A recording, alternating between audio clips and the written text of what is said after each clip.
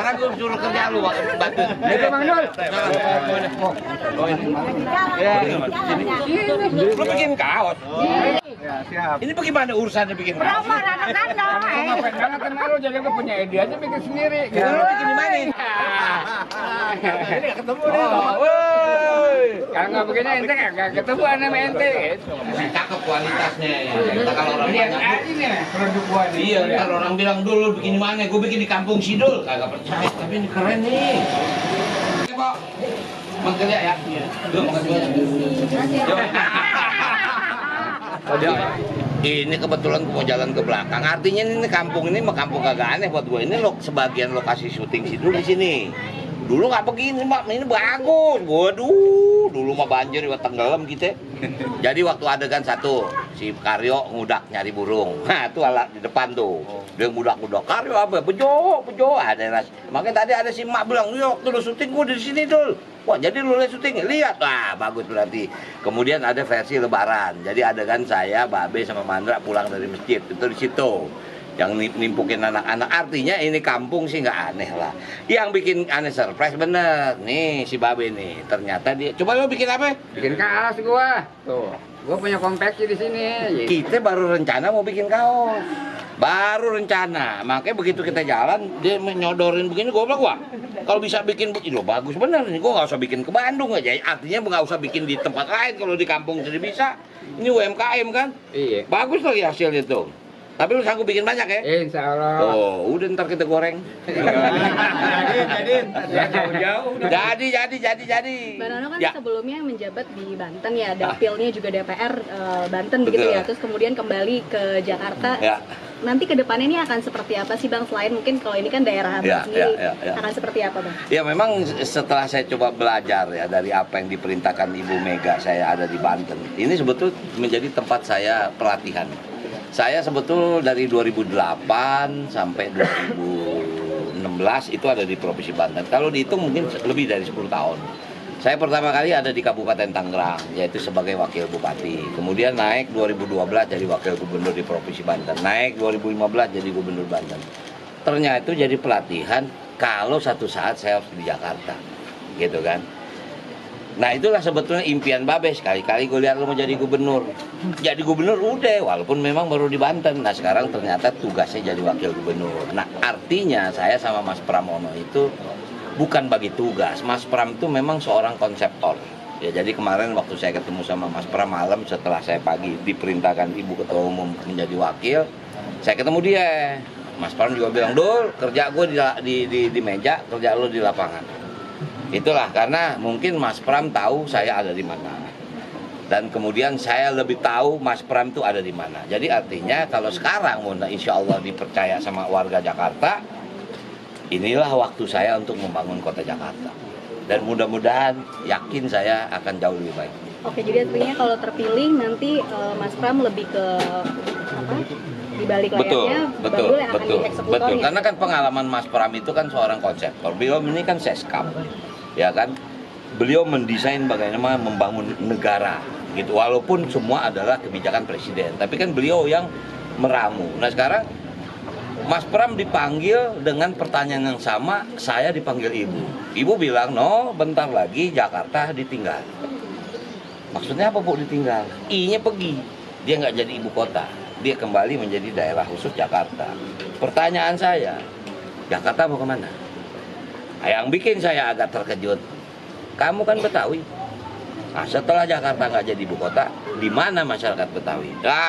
Kalau dia bilang begitu, kita tengyang nih teriakan Babe, anak orang kampung, anak gue jadi tukang insinyur. Nah ini syutingnya di sini, jadi itu yang membuat ya kalau dibilang nostalgia, kok begini jalannya ya.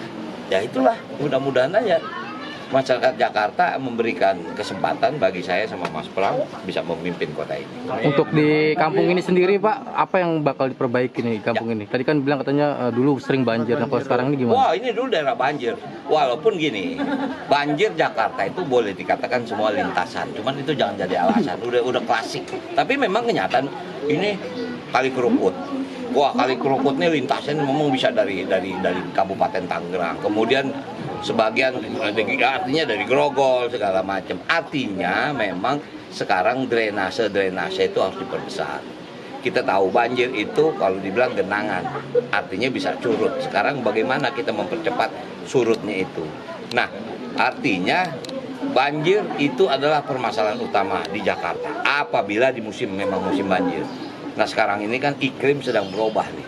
Mungkin dalam waktu 3 tahun tidak terjadi banjir besar seperti tahun 2007. Karena apa? Climate change sedang terjadi. Cuman sekarang kemarauannya luar biasa. Berarti penghijauan kota, ruang terbuka hijau harus diperbanyak. Untuk apa? Menurunkan emisi rumah kaca yang dibilang karbon. Bang, tadi kan soal iklim ya. Satu lagi Bang, mungkin permasalahan paling besar di Jakarta adalah soal kemacetan. Ya. Kemarin Bacagub satu lagi nih sudah bilang salah satu solusi kemacetannya mau bikin psikolog keliling dan lain sebagainya. Nah, kalau dari nggak usah repot-repot psikolog keliling dah. Ya, tentu setiap kita pasti punya misi, punya tujuan. Ya, kita nggak usah ada ngejelek-jelekin yang mana. Artinya begini, Jakarta ini unik. Siang 14 juta, malam 9 juta. Kenapa saya bilang 9 juta malam? Berarti 4 juta itu mendatang. Kemacetan itu terjadi pada saat-saat jam kerja, datang pulang, itu macet. Contoh soal Lebaran, Jakarta kosong.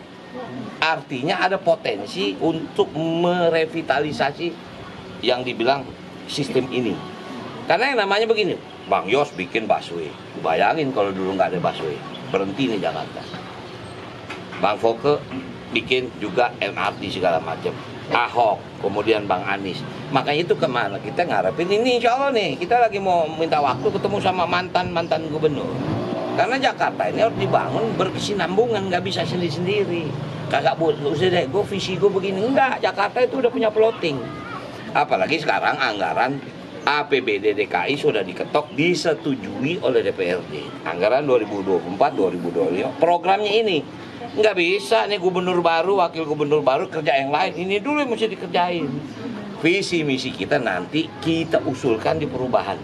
Pasti terjadi di 2025-2020. Apa sekarang permasalahan? Oke, pemerintah itu bukan berarti gampang, tapi tugas utama cuma 2. Yang satu urusan wajib, yang kedua urusan pilihan. Wajib itu apa? Dasar kesehatan, pendidikan, lingkungan, perhubungan. Nah ini kita jabarin. Pendidikan apa nih?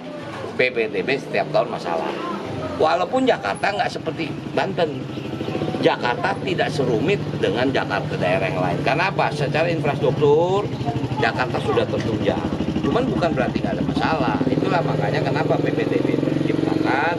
Karena misalnya begini, jumlah lulusan SD anak-anak 18.000, dia pindah ke SMP. Nah SMP tuh cuma bisa nampung 8.000, yang 10.000 dilarin ke swasta. Nah inilah makanya bikin sistem yang dibilang afirmasi, prestasi, kemudian zonasi. Karena apa untinya? Bangunan sekolahnya kurang. Berarti harus apa? Perbanyak sekolah. Jadi dalam waktu dekat Bang Dul bakal ketemu dengan mantan-mantan. Insya Allah hari ini saya dijadwalkan untuk ketemu, tapi belum tahu jam berapa. Siapa Pak? Siapa Bang? Yang pasti akan kita susun Bang Yos, kemudian Bang Foke, kemudian Ahok, kemudian juga ke Bang Anies. Itu memang menjadi jadwal. Karena ya itulah, maaf mungkin kalau beliau dengan Mas Pramono jauh lebih kenal daripada dengan saya, karena dari sudut pemerintahan kan. Arti itu yang sedang kita jalin. Realita sekarang Bang Anies juga paham, dia sudah tidak bisa ikut lagi. Ya buat apa juga bertahan-tahan? Yuk kita bangun rame-rame. Karena insya Allah ntar kita kelar, barangkali ada jodoh tempat lain Bang Anies jadi yang lebih tinggi, mana kita tahu. Yang penting pemikiran Bang mau kemana sih waktu kemarin? Kenapa Bang bikin begini? Kenapa sih bikin jazz? Kenapa sih bikin ini? Begitu loh. Nah itulah. Jakarta harus begitu, udah nggak waktunya lagi kita berantem, kita ribut, udah kalau nggak ini makin berat nih ekonomi dunia terasa, jangan perang Rusia Ukraina nggak kelar-kelar, Israel makin bandel, ini efeknya di kita, pasti ekonomi kita akan terganggu, minyak aja udah mulai, harga bensin meningkat, nah udahlah, sekarang bagaimana menghadapi itu kita harus hadapi sama-sama, mungkin itu. Tapi untuk Pak di Pilgub Banten Bapak kan pernah kalah. Nah, lantas apa sih pelajaran yang bisa dipetik? Wah, banyak. Implementasikan di pilkada sekarang. Banyak. Kalahan pertama saya ingin minta maaf. Enggak kita curiga. Enggak. Wallah aneh enggak curiga. Banten tuh 8 kabupaten kota. Saya menang 6 kabupaten kota. Dia menang 2 kabupaten kota. Tapi gua kalah. Gue nggak usah ngomong siapa yang curang, siapa yang kagak lah. Lo lebih paham sebagai wartawan kan. Cuman kita tetap MK. Hasil MK, final banding gue kalah. Udah terima, itu kenyataannya. Tapi kalau kita berhitung, lucu juga ya. Gue menang di 6, dia menang di 2. Kalau dihitung jumlah, banyakan mana 6 sama 2? Pasti banyakan 6. Gue kalah. Udah, realitanya begitu. Belajar lagi kita. Akibat gue nerima, gue jadi wakil gubernur Jakarta. Aja nggak? Mantap. Gitu loh. Oke? Di antara banyak sumber informasi, kami layak dipercaya. Karena kami menggali lebih dalam, berpihak pada kebenaran, berpegang pada data dan fakta, agar layak Anda jadikan referensi. Kompas TV, independen, terpercaya.